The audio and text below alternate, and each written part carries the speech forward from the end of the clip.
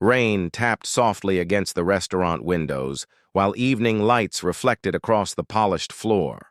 Families chatted, waiters hurried, and soft piano music floated through the air.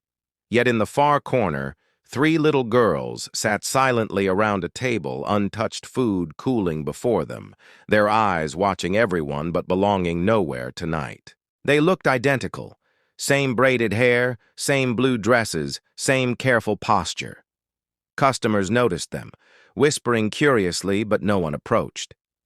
The girls communicated only through small hand movements and gentle facial expressions.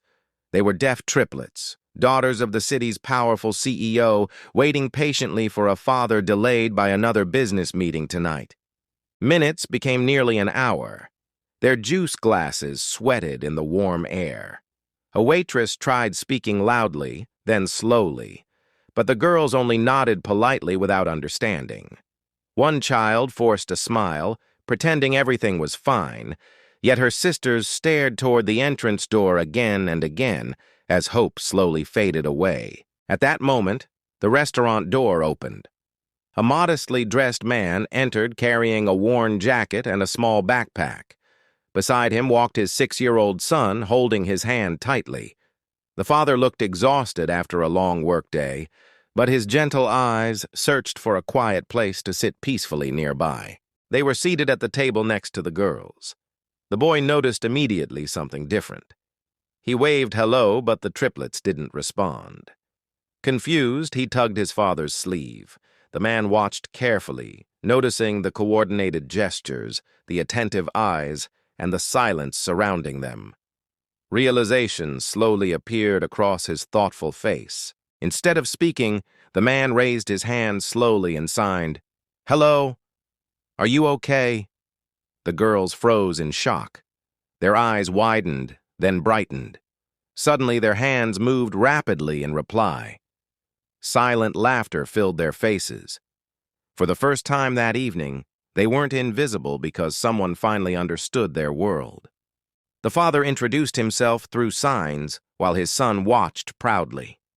The girls excitedly shared that their father was late again because of work. They signed about school, favorite foods, and cartoons. The boy copied gestures clumsily, making them giggle. Nearby diners stared, realizing a beautiful conversation was happening without spoken words. The man explained he learned sign language years earlier. His late wife had been deaf, and he spent nights studying just to talk with her comfortably. After she passed away, he kept practicing so her memory stayed alive.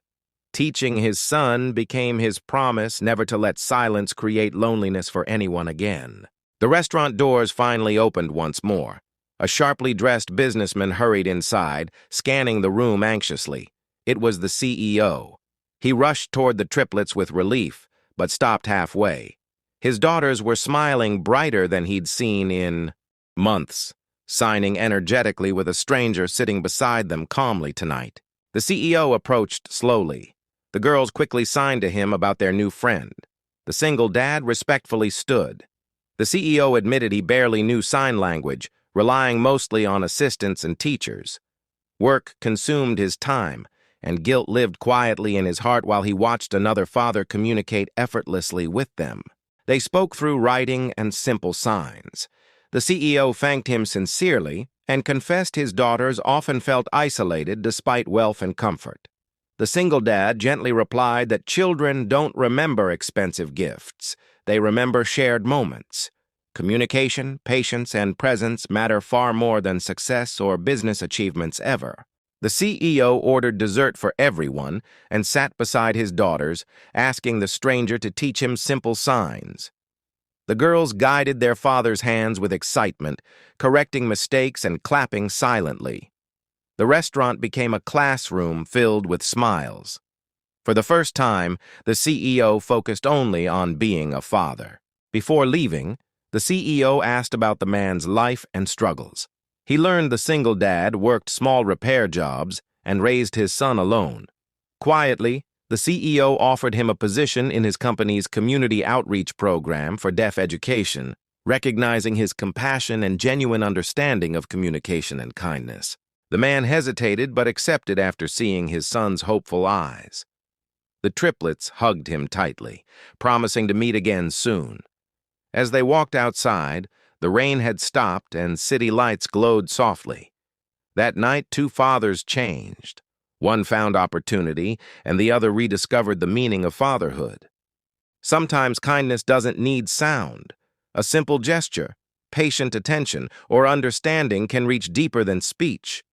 In a crowded restaurant full of noise, the quietest table created the loudest impact. Because the true language of family is never spoken aloud, it is felt, shared, and remembered forever.